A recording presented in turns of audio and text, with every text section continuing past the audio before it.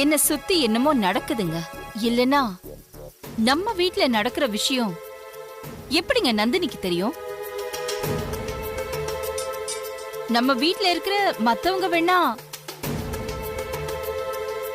நீங்க என்கிட்ட இருந்து ஏதாவது மறைக்கிறீங்களா? என்ன அகிலா, நீ என்னையே சந்தேகப்படுறியா? நீங்க எதையுமே மறைக்க மாட்டீங்கங்கிற நம்பிக்கை எனக்கு இருக்கு.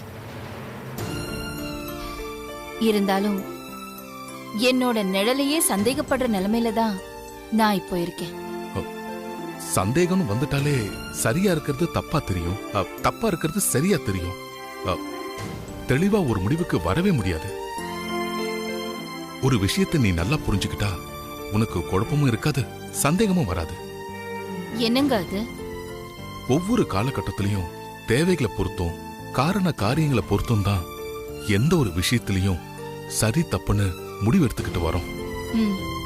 ஒரு காலத்துல நாம சரின்னு நினைச்சு செஞ்சது இப்போ தப்புன்னு தோணலாம், இப்போ தப்புன்னு தெரியறது பின்னால சரின்னு தோணலாம். எந்த ஒரு விஷயத்திலையும் பிளஸ் மைனஸ் இருக்கதான் செய்யும். பிளஸ் அதிகமா இருக்கிற விஷயத்தை எடுத்துக்கிட்டு மைனஸ் அதிகமா இருக்கிற விஷயத்தை ஒதுக்கிடணும். அப்பதான் மனசுக்கு நிம்மதி கிடைக்கும். ஆதிக்கும் பார்வதிக்கும் நடுவுல விதி விளையாடிக்கிட்டு இருக்கு. ஏற்கனவே நான் உங்ககிட்ட சொன்ன மாதிரி அந்த விதிய என் மதியால நான் ஜெயிச்சு காட்டுவேன்.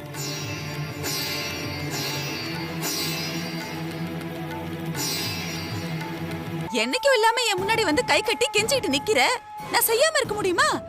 கேளு, நான் செஞ்சு தரேன். தயங்காம கேளு. அது என் பொண்ணு பார்வதி. பார்வதியா? பார்வதிக்கு என்ன? பார்வதி பெரிய தம்பி மேல ஆசைப்படுறா. அவங்க 2 பேரும் பழகிக்கிட்டு இருக்காங்கன்னு முதல்ல சொன்னது நீங்க தான். ஆமா, நான் தான் அது முதல்ல சொன்னேன். ஏன் இப்ப கூட சொல்றேன். அவங்க 2 பேரும் இப்பவும் காதலிச்சுட்டு தான் இருக்காங்க. ஆனா நான் சொல்றது யார் கேக்குறீங்க? ஏன் நீங்க கூட என்ன சொன்ன? ஐயோ அம்மா, என் பொண்ணு மேல வீணா பழிப்படாதீங்கம்மா அப்படி இப்படின்னு சொன்னியா இல்லையா? நான் அப்படி சொன்னது தப்பு தாம்மா. அதுக்காக என்ன மன்னிச்சிடுங்கம்மா. மன்னிக்கிறேன். நீங்க சொன்னதுதான் சரி. என் பொண்ணும் பெரிய தம்பியும் பழகிக்கிட்டு இருக்கிறது உண்மைதான். நான் இந்த விஷயத்த என்னால அம்மா கிட்ட கொண்டு போக முடியாது. அதனால தான் உங்க உதவியை தேடி வந்திருக்கேன். உனக்கு எவ்வளவு தைரியம் இருந்தா உன் பொண்ணு கல்யாணத்துக்கு சம்பந்தம் பேசுறதுக்கு என்ன புரோக்கர் வேலை பார்க்க சொல்வேன்? உன்னெல்லாம் வைக்க வேண்டிய இடத்துல வச்சிருக்கணும். உன்ன சொல்லி தப்பு இல்ல. உன்னையும் உன் பொண்ணையும் வேலைக்காரங்களை நடத்தாம இந்த குடும்பத்துல ஒருத்தரா வச்சிருக்கா பாரு அந்த அகிலா. அதனால வந்த வேணா இதெல்லாம். இந்த விஷயத்துல நான் என் பொண்ணுகிட்ட எவ்வளவோ பேசி பார்த்துட்டேம்மா. அவ என் பேச்ச கேட்க மாட்டேன்னு சொல்லிட்டா. இந்த விஷயத்தை பொறுத்த வரைக்கும் என் பொண்ணே எனக்கு எதிரி ஆயிட்டா. காதல்லாம் சும்மாவா? எதிரிக்கு எதிரி நண்பன். இப்ப என்னோட நோக்கமும் உங்களோட நோக்கமும் ஒண்ணுதாம்மா. அவங்களோட காதலை பிரிக்கணும். அதுக்காகத்தான் நான் உங்ககிட்ட உதவி கேட்டு வந்திருக்கேன். சூப்பர் சுந்தரம். அகிலாவோட சாரதி இல்லையா? அதான் உன் மைண்ட் இவ்ளோ ஷார்ப்பா வேலை செய்யுது. நீயே என்ன தேடி வந்து உதவி கேட்கும்போது நான் உதவி பண்ணாம போயிட முடியுமா? கண்டிப்பா செய்யறேன். அந்த காவிய காதலர்களை பிரிச்சு காலாவதி காதலர்களை ஆக்கிடுறேன். நீ கவலைப்படாம போ.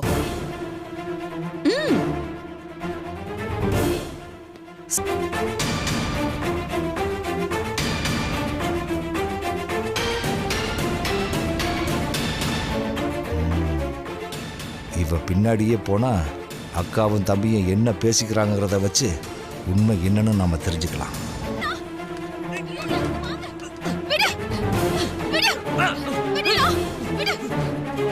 பட்ட பகல இப்படி செயினை பறிக்கிறாங்களே, பாவம் அந்த பொண்ணு.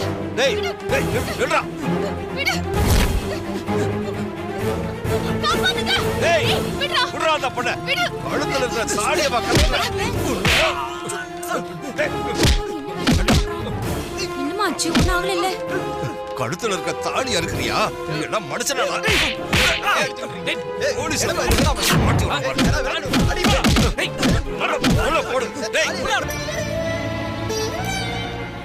என்னம்மா எதுவும் பேச மாட்டேங்கிற?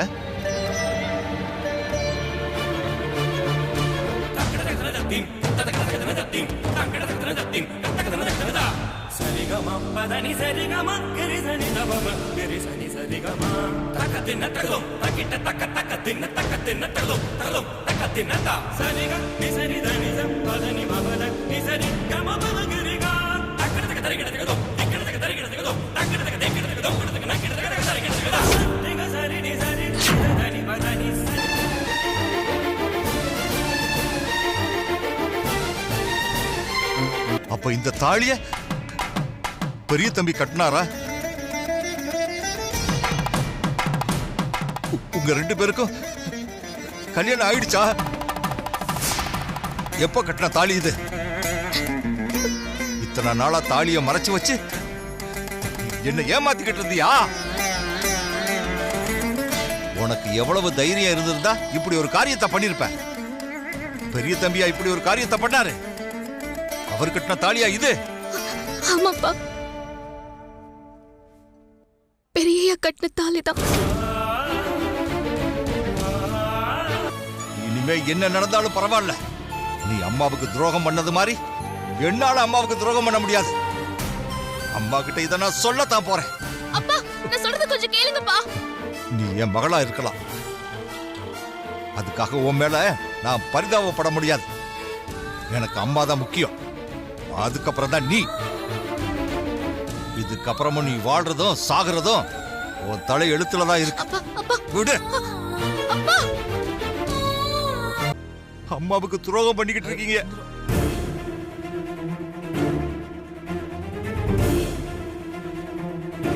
வாடி.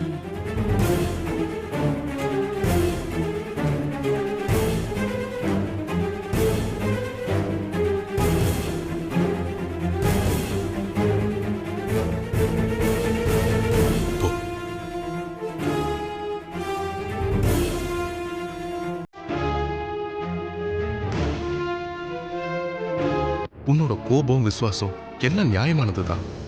ஆனா இப்ப அகிலா கிட்ட உண்மையை சொன்னா என்ன நடக்கும்னு தெரியுமா?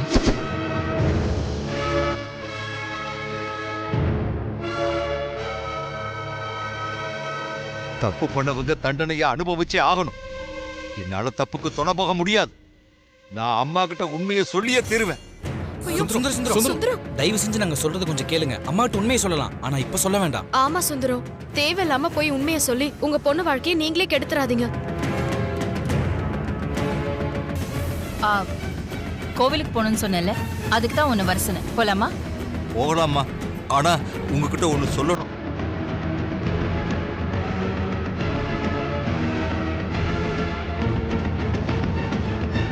என்ன சொல்லணும் சுந்தரம்?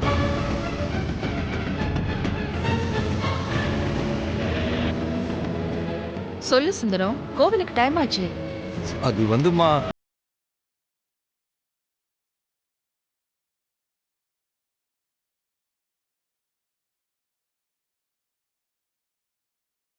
போகும்போது சொல்லு. வா. சரிங்கம்மா. அருண், வேண்டாம், சுந்தரத்தை அம்மாட்ட பேச விடாம அம்மா கிட்ட பிசினஸ் விஷயமா ஏதாவது பேசிட்டே வாங்கப்பா. ஓகே. ஹலோ அகிலா, நான் பேசுறது கேக்குதா உனக்கு? சுத்தமா கேட்கவே இல்லைங்க. இப்ப கேக்குது கேக்குது. சொல்லுங்க. நான் பேசுறது கேக்குதா? கேக்குது அகிலா. சொல்லுங்க. கால் பண்ணிருக்கீங்க? புது ப்ராஜெக்ட் விஷயமா எனக்கு ஒரு டவுட் வந்துச்சு. அதான் உன்கிட்ட கேட்கலான்னு ஃபோன் பண்ணேன். என்ன டவுட்?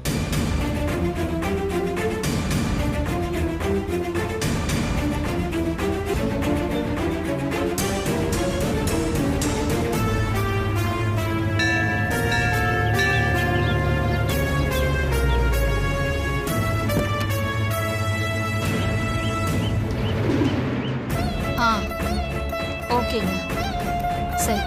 நான் கோயிலுக்கு வந்துட்டேங்க. Okay, thank you.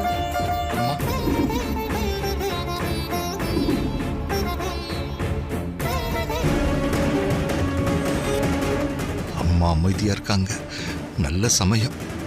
இப்ப எப்படியாவது அம்மா கிட்ட சொல்லிட வேண்டியதுதான்.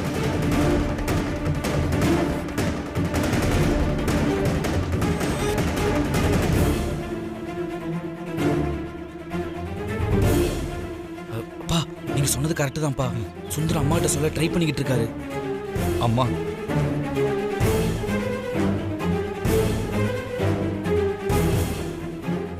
என்ன சுந்தரம்? உங்ககிட்ட ஒண்ணு சொல்லணுமா? ம், சொல்லு சுந்தரம். அது வந்துமா. அகிலா,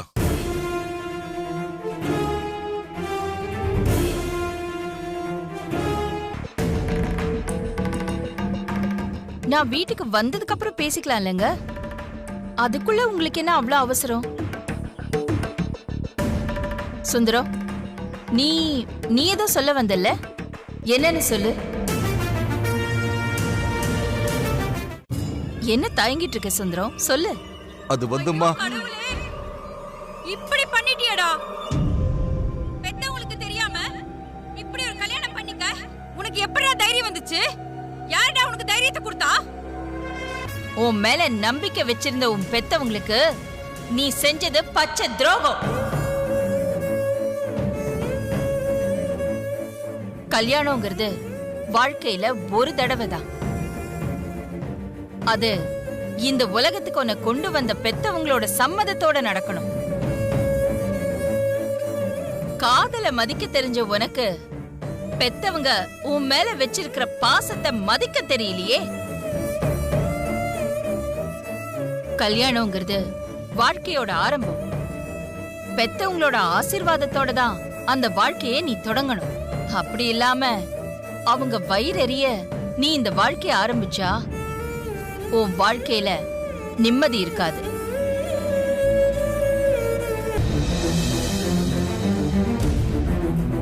நீ இப்படி வருத்தப்படுற அளவுக்கு அப்படி என்ன நடந்துச்சு? ஆரம்பத்திலேயே இதை உங்ககிட்ட சொல்லாம விட்டது என்னோட தப்பு தான். நான் அப்பவே சொல்லி இருந்தா இப்படி எல்லாம் நடக்காம தடுத்திருக்கலாம். இப்போ எல்லாமே கைமீறி போயிடுச்சுமா.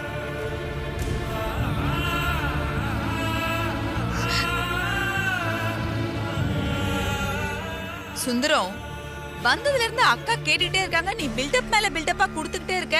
வந்த விஷயத்த சொல்லு. நான் பேசலக்கா, நீங்களே பேசிக்கோங்க.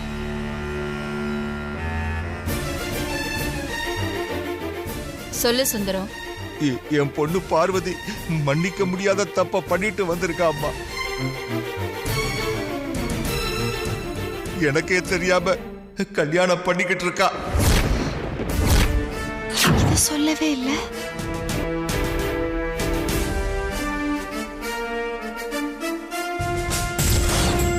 உன்கிட்ட இருந்து நான் இதை கொஞ்சம் கூட எதிர்பார்க்கல. நான் தான் உனக்கு கல்யாணம் பண்ணி வைக்கிறேன்னு சொல்லியிருந்தேன்ல, அப்புறம் எதுக்காக இப்படி எல்லாம் பண்ண? என்ன என் வார்த்தை மேல உனக்கு நம்பிக்கை இல்லாம போச்சா? இந்த கல்யாணம் எப்ப நடந்தது? மாப்பிள்ளை யாரு? அவரு வேற யாரும் இல்லம்மா, நம்ம பெரிய தம்பிதான்.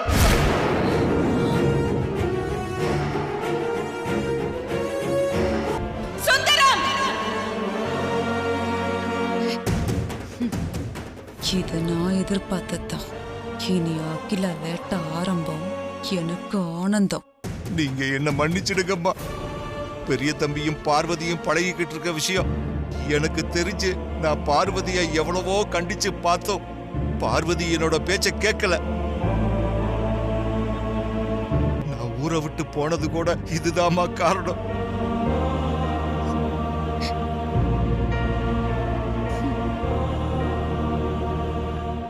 உங்ககிட்ட இந்த விஷயத்த எப்படி சொல்றதுன்னு தெரியாம நான் தவிச்சுக்கிட்டு இருந்தேன். ஆனா இவங்க ரெண்டு பேரும் கல்யாணமே பண்ணிட்டு இருக்காங்கன்ற விஷயம் எனக்கு இன்னைக்கு தாமா தெரிய வந்துச்சு. இதுக்கப்புறமும் இத உங்ககிட்ட சொல்லாம இருக்க கூடாதுங்கிறதுக்காகத்தான் நான் உங்க முன்னாடி வந்து நிக்கிறேன். சுந்தரம் சொன்னாரே, அதெல்லாம் உண்மையா? சொல்லு ஆதி, சொல்லு. இது உண்மையா? உண்மைதாம்மா.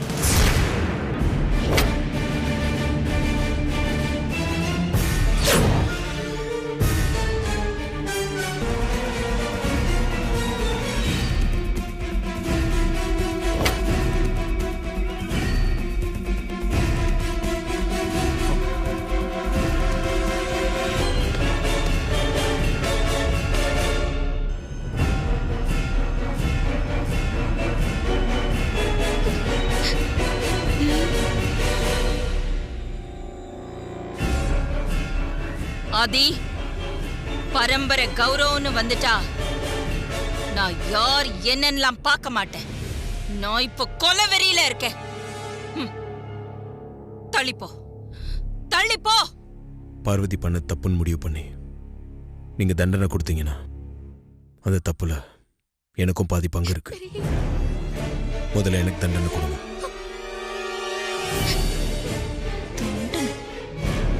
உன்னை தாண்டிதான் நான் பார்வதியை தொடணும்னா நான் முதல்ல உன்னை சுட்டுட்டே அவளை சுடுறேன். திசை முதல்ல. அவசரப்படாத.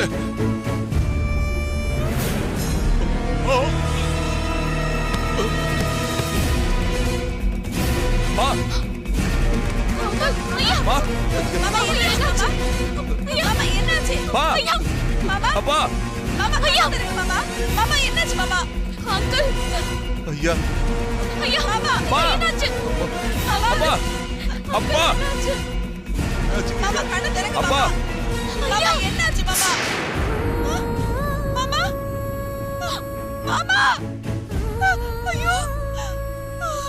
என் புருஷன் சாவுக்கு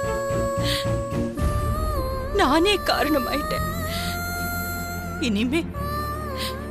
இனிமே நான் வாழறதுல அர்த்தம் இல்ல.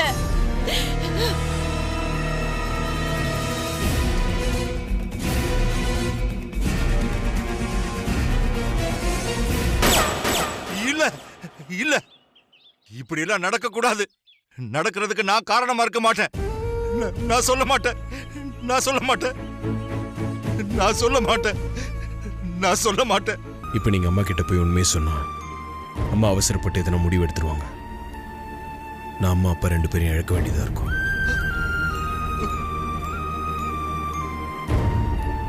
தயவு செஞ்சு எங்க அம்மா அப்பாவை என்கிட்ட இருந்து பிரிச்சிடாதீங்க. முதல்ல கையை இறக்குங்க பெரிய தம்பி. அம்மா கிட்ட உண்மையை சொல்ல மாட்டேன்னு சொல்லுங்க. ஐயா, நீங்களாவது பெரிய தம்பி கிட்ட எடுத்து சொல்லுங்கள. நீங்க சின்ன வயசுல இருந்தே ஆதியை வளர்த்தவராச்சே.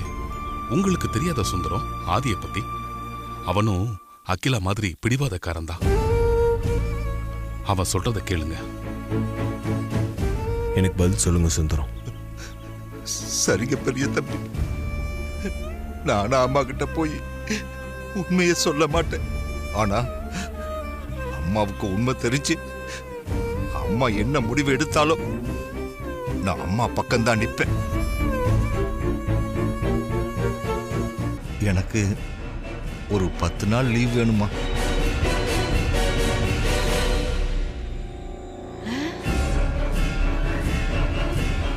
எதுக்கு சுந்தரம் 10 நாள் லீவ் கேக்குற? வெளியூருக்கு எங்கேயாவது போறியா? ஆமாம்மா, காசி ராமேஸ்வரம் போயிட்டு வரலாம்னு இருக்கேன். என்ன திடீர்னு காசி ராமேஸ்வரம்? ஏதாவது விசேஷமா சுந்தரம்? என்னமோ தெரியலம்மா, மனசு ஒரு மாதிரியாவே இருக்கு. ஏதோ கோயில் குளம் புண்ணிய ஸ்தலம்னு போயிட்டு வந்தா மனசுக்கு நல்லா இருக்கும்னு தோணுச்சுமா. தான் நீ சொல்ல வந்தியா? நீ காசி ராமேஸ்வரம் போகணும்னு சொன்னத நான் நம்பிட்டேன்னு நினைச்சியா?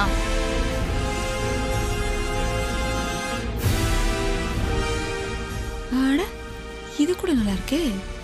யாரோ ஒருத்தர் முதல்ல ஆரம்பிச்சு விஷயம் வெளியே வந்து மொத்தத்துல நாசமா போனா சந்தோஷம்தான். நீ என்கிட்ட என்ன சொல்ல வந்தேன்னு நான் சொல்லட்டுமா?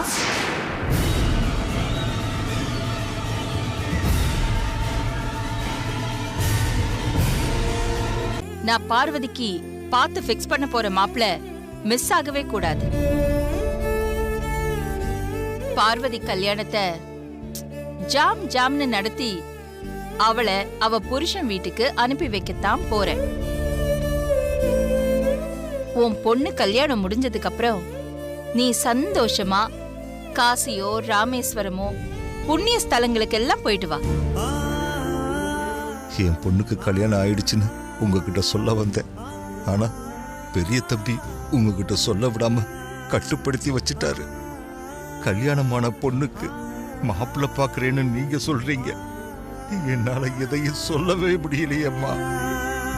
அவ இந்த வீட்டு பொண்ணு சுந்தரம்.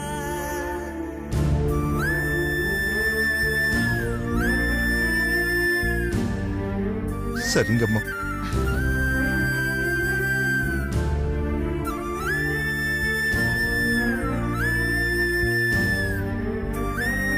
நீ பண்ண காரியத்தை நினைச்சு என் மனசு நிம்மதியாகாது. நீயும் உங்க அம்மா கிட்ட போய் சேர்ந்துட்டியன்னா நான் கொஞ்சம் நிம்மதியா இருப்பேன். ஒண்ணு நீ சாவு, இல்ல நானே உன்னை விஷம் கொடுத்து கொன்னுடுவேன். ஏற்கனவே நான் வாங்கி வச்ச விஷம் வீட்டுல தான் இருக்கு. உங்க கையால சாகறதுல எனக்கு சந்தோஷம் தான்ப்பா. நீங்களே என்ன கொன்னுடுங்க. என்ன, நான் அப்படியெல்லாம் பண்ண மாட்டேன்னு நினைக்கிறியா? இப்பவே சாப்பாட்டுல விஷத்தை வச்சு உன்னை கொல்றனா இல்லைன்னு பாரு. நான் சந்தோஷமா சாப்பிட்டு அம்மா கிட்ட போயிடுறேன். இப்படி எல்லாம் சொன்ன நான் கொடுக்க மாட்டேன்னு நினைச்சுக்கிட்டு இருக்கியா?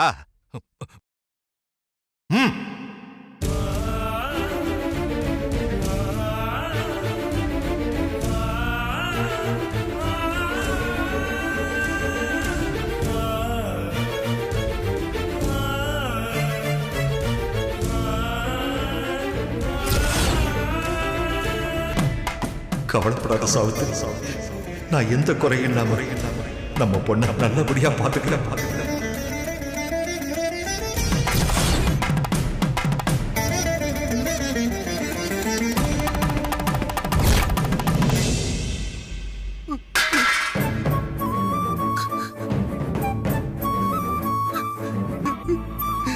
ஒரு பக்கம் உனக்கு நான் கொடுத்த வாக்க காப்பாத்தணும், இன்னொரு பக்கம் நம்ம அகிலாமாவுக்கு நம்பிக்கை துரோகம் பண்ணக்கூடாதுன்னு தவிக்கிறேன். என்னை இப்படி துடிக்க வச்சுட்டாளே பாவி பாவி.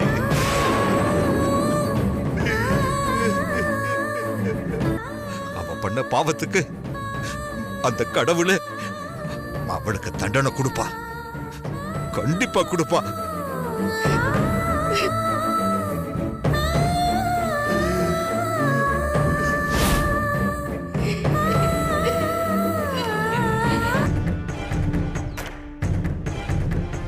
அதுதான் இனிமே நடக்க போகுதாண்டி. சூப்பர் நந்தினி. என்ன பிளான் ஸ்வீட் கொடுத்து ஆரம்பிக்க போறியா? என் பிளானே இந்த ஸ்வீட் பாக்ஸ் தான் ஆண்டி. என்ன சொல்ற நந்தினி? இது சாதாரண ஸ்வீட் இல்ல. ஆதிக்கிட்ட இருந்து பார்வதியை பிரிக்க நான் ரெடி பண்ணிருக்கிற ஸ்பெஷல் ஸ்வீட். அப்படி இந்த ஸ்வீட்ல என்னதான் ஸ்பெஷல் நந்தினி? அதானே, குடு, நான் சாப்பிட்டு பாக்குறேன். அப்படி என்ன பெரிய ஸ்பெஷல்? ஆண்டி, அதை ஓபன் பண்ணிடாதீங்க. உள்ள பாம் செட் பண்ணி வச்சிருக்கேன். ஓபன் பண்ணா பாம் பிளாஸ்ட் ஆயிடும். இல்ல புடி முதல்ல.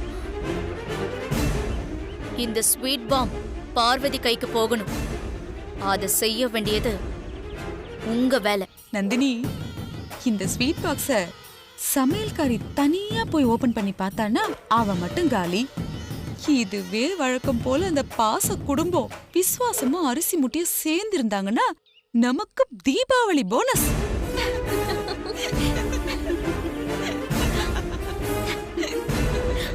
ஆதி கல்யாணம் கிட்டத்தட்ட முடிஞ்ச மாதிரிங்க. பொண்ணு மித்ரா வீட்டோட தான் இருக்கா. ஆனா பார்வதிக்கு மாப்பிள்ள எங்க இருக்கானே தெரியலையே. அது மட்டும் இல்லைங்க, முதல்ல பார்வதிக்கு கல்யாணம் செஞ்சு வச்சு அவளை நல்லபடியா மாப்பிள்ள வீட்டுக்கு அனுப்பி வைக்கணும். அப்பதான் நான் சுந்தரத்துக்கு கொடுத்த வாக்கு நிறைவேறின திருப்தி எனக்கு கிடைக்கும். அதுக்கப்புறம் தான் ஆதி கல்யாணம் நடக்கும். இது எல்லாத்துக்கும் மேல ஆதி பார்வதிக்கு நடுவுல விதி விளையாடுற விளையாட்டை நினைச்சு நான் தினம் தினம் வேதனைப்பட்டுக்கிட்டு இருக்கேன். பார்வதிக்கு ஒரு கல்யாணம் பண்ணி அனுப்பிட்டா விதியோட விளையாட்டுக்கு ஒரு முடிவு கட்டிடலாம். நான் ஹாஸ்பிட்டல்ல இருந்து வந்ததுல இருந்து என்கிட்ட எல்லாரும் ஏதோ ஒரு உண்மைய மறைச்சுக்கிட்டு இருக்காங்க. மத்தவங்க சொல்லிதான் எனக்கு அந்த உண்மை தெரியணும்னு இல்லைங்க. யாரும் சொல்லாமலேயே உண்மை என்னன்னு என்னால தெரிஞ்சுக்க முடியும். ஒருவேளை அகிலாவுக்கு ஆதி ஐசியூல பேசினதெல்லாம் தெரிஞ்சு போச்சா? சுந்தரம் தயங்கி தயங்கி பேசினதுல இருந்தே அவர் மனசுல வேற ஏதோ இருக்குன்னு நான் புரிஞ்சுக்கிட்டேன். இருந்தாலும் நான் அவரை கட்டாயப்படுத்த வேண்டான்னு விட்டுட்டேன். ஆனா ஒண்ணுங்க, எல்லாரும் என்கிட்ட ஏதோ ஒரு உண்மையை மறைக்கிறாங்க. அந்த உண்மை எனக்கு கூடிய சீக்கிரம் தெரியத்தான் போகுது. அந்த உண்மை எனக்கு தெரிய வரும்போது எல்லாருக்கும் மித்ரா, அகிலா வந்து வேலைக்காரங்களுக்கெல்லாம் தீபாவளி கிஃப்ட் கொடுக்கும்போது நீ ஒவ்வொரு பையா என்கிட்ட எடுத்து கொடு. நான் அது மேல ஸ்வீட் பாக்ஸ வச்சு அகிலா கிட்ட கொடுக்கறேன். அப்படியே சமையல்காரியும் வரிசையில வந்து கிஃப்ட் வாங்க வருவா.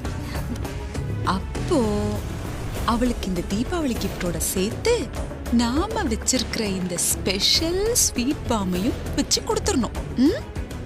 Okay aunty. புடி. ஒயிட் கலர் ரிப்பன் கட்டி இருக்கு, கீழே பீனு இனிஷியல் ஒட்டி இருக்கு. பாத்துக்கோ, அகிலா பக்கத்துல அருண், ஐஸ்வர்யா, புருஷோத்தமன் எல்லாரும் இருப்பாங்க. அவங்களுக்கு சந்தேகம் வந்துடக்கூடாது. ஓகே ஆண்டி, முடிச்சிடலாம். வச்சுட்டு எல்லாரையும் வர சொல்லு, கொடுத்துடலாம். உமா போ, எல்லாரையும் வர சொல்லு. சரிங்க அத்தை.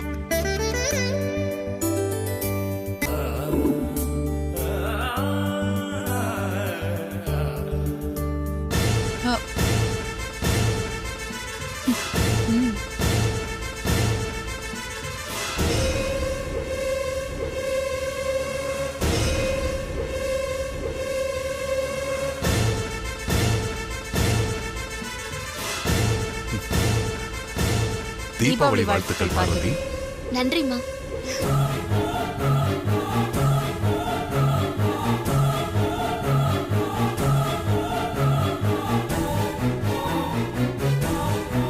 நீங்க 2 பேரும் என்ன சொன்னாலும் அது என் காதுல விழாது. என் மனசு சமாதானம் ஆகாது. தல தீபாவளி கனவையெல்லாம் மூட்டை கட்டி வச்சுட்டு போய் வேலையை பாருங்க.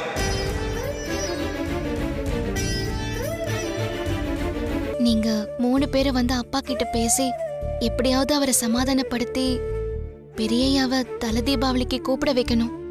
கவலைப்படாத பார்வதி, நாங்க வந்து சுந்தரத்துக்கிட்ட பேசி அவரை சமாதானப்படுத்துறோம். கண்டிப்பா ஆதியோட தல தீபாவளி நீ ஆசைப்பட்ட மாதிரி உங்க வீட்லயே நடக்கும்.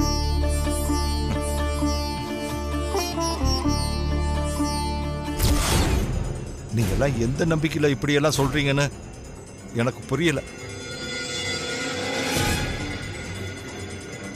பார்வதியும் பெரிய தம்பியும் பழகிக்கிட்டு இருக்கும் போதே என்ன மாதிரி நீங்களும் இது எல்லாம் சரி வராதுன்னு அவங்க 2 பேருக்கு எடுத்து சொல்லி இருந்தா அவங்க கல்யாணம் வரைக்கும் போயிருக்க மாட்டாங்க. இப்ப இப்படி ஒரு நிலைமையும் வந்திருக்காதுல்ல. ஆதி பார்வதி கல்யாணத்தை கண்டிப்பா அகிலா ஏத்துக்குவா. அம்மாவை பத்தி நல்லா தெரிஞ்சிருந்தோம். எந்த நம்பிக்கையில நீங்க இப்படி எல்லாம் பேசுறீங்கன்னு எனக்கு தெரியலீங்க ஐயா.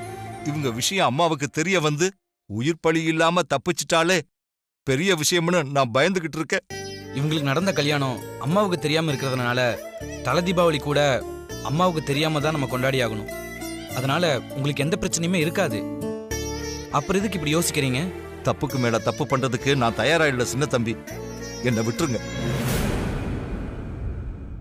நீ அகிலா மேல வச்சிருக்கிற நம்பிக்கையில இவ்வளவு உறுதியா சொல்ற. நானும் அகிலா மேல வச்சிருக்கிற நம்பிக்கையில சொல்றேன், நிச்சயமா அகிலா இந்த கல்யாணத்தை ஏத்துப்பா. நாம 2 பேர் சொல்றதுல ஏதாவது ஒண்ணுதான் நடக்கும். அந்த ஒண்ணு எதுன்னு டெஸ்ட் பண்ணி பார்க்கலாம்.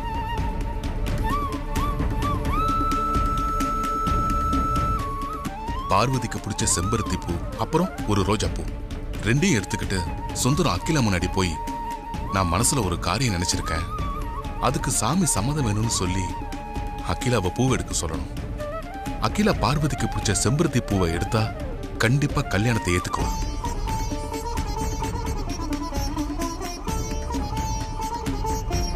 அப்படி இல்ல ரோஜா பூவை எடுத்தா சுந்தரம் சொன்ன மாதிரி அகிலா எப்பவும் இந்த கல்யாணத்தை ஏத்துக்க மாட்டா.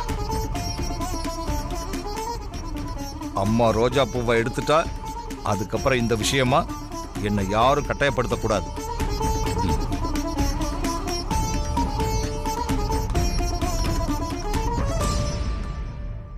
நீ கவலைப்படாம இரு பார்வதி, எல்லாம் நல்லதே நடக்கும்.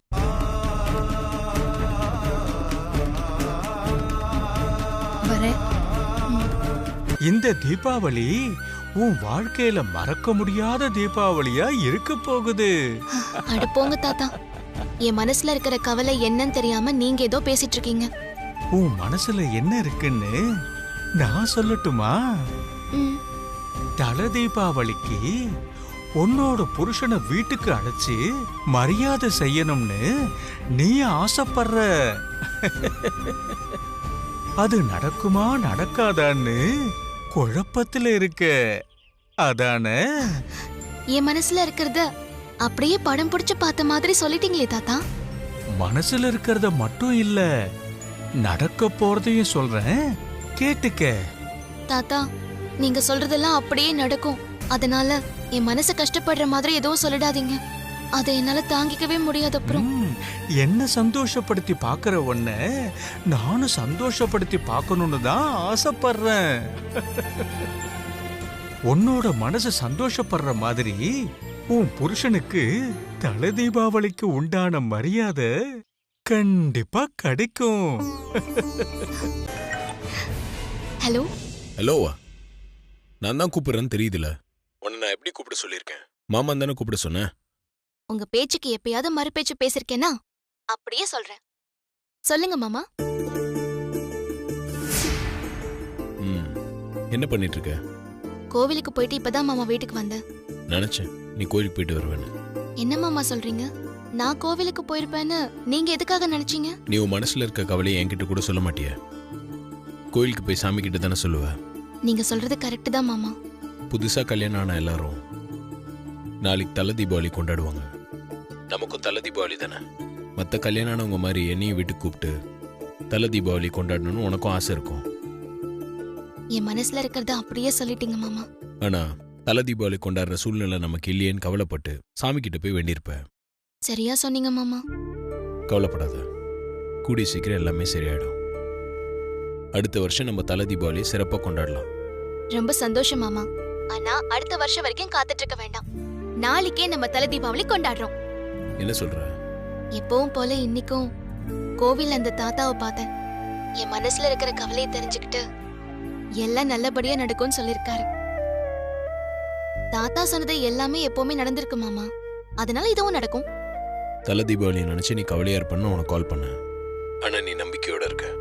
உன்னோட அந்த நம்பிக்கையை பார்க்கும்போது எனக்கு ரொம்ப சந்தோஷமா இருக்கு. சரி, நான் வைக்கிறேன். சரி மாமா. மனசுக்கு முழு சம்மதமில்லாத காரியத்தை செய்யலாமா வேண்டாமான்னு கோயில்ல சாமி முன்னாடி பூ போட்டு பார்த்து முடிவெடுப்பாங்க. என்னோட கோயில் இந்த வீடு தான். நான் கும்பிடுற சாமி நீங்க தான்.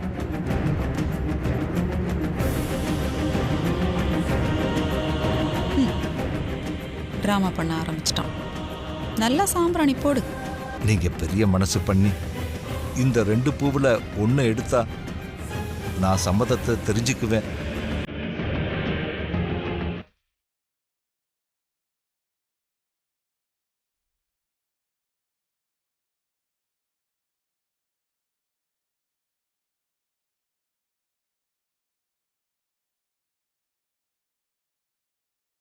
தலை மூழ்கி போற அளவுக்கு பிரச்சனை இருக்கு. பூவை வச்சு விளையாடிட்டு இருக்காங்க.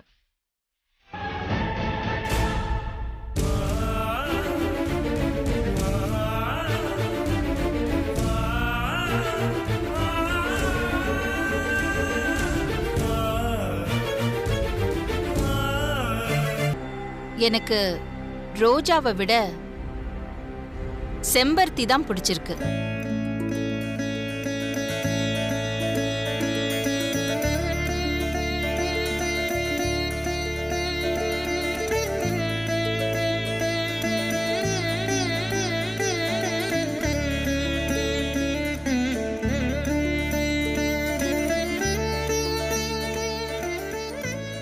நான் செம்பருத்தி பூவை தான் எடுத்திருக்கேன். அதை பொறுத்து நீ முடிவு பண்ணிக்கோ. நல்லதுமா. கல்யாணமானவங்களுக்கெல்லாம் தல தீபாவளி. தல தீபாவளினா சீர்வரிசையோட முறையா வந்து மாப்பிள்ளைய வீட்டுக்கு அழைச்சிட்டு போகணும். ஆனா இங்கதான் எதுவுமே முறையா நடக்கலையே. அதனால முறையா அழைக்க முடியாத சூழ்நிலை. அதனால தான் நான் தனியா உங்களை தல தீபாவளிக்கு அழைக்க நான் வந்திருக்கேன். தீபாவளிக்கு நம்ம வீட்டுக்கு வாங்க மாப்பிள்ளைன்னு உரிமையோட கூப்பிட சொல்றேன். அப்படிலாம் என்னால உங்களை கூப்பிட முடியாது பெரிய தம்பி. மாப்பிள்ளைன்ற உரிமையோட என்ன நீங்க கூப்பிட்டீங்கன்னா நான் உங்க வீட்டுக்கு வரேன். இந்த வீட்டு எஜமான விசுவாசத்தோட இப்படி தயங்கி தயங்கிலாம் கூப்பிட்டு இருந்தீங்கன்னா நான் வரமாட்டேன். மாப்பிள்ள, தீபாவளிக்கு வீட்டுக்கு வந்துருங்க மாப்பிள்ள. ரொம்ப சந்தோஷமாமா, கண்டிப்பா நான் வரேன்.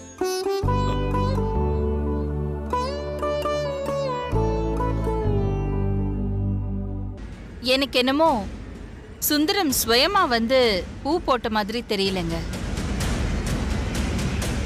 அவரோட குழப்பத்துக்கு பின்னாடி யாரோ இருக்காங்க. வேற ஏதோ முக்கியமான விஷயத்துக்கு என்னோட சம்மதம் வாங்கறதுக்காக சுந்தரத்தை முன்னாடி அவங்க நிறுத்திருக்காங்கன்னு நினைக்கிறேன். அகிலா கரெக்டா ஸ்கெட்ச் போட்டிருக்காளே, இப்போ என்ன பண்றது?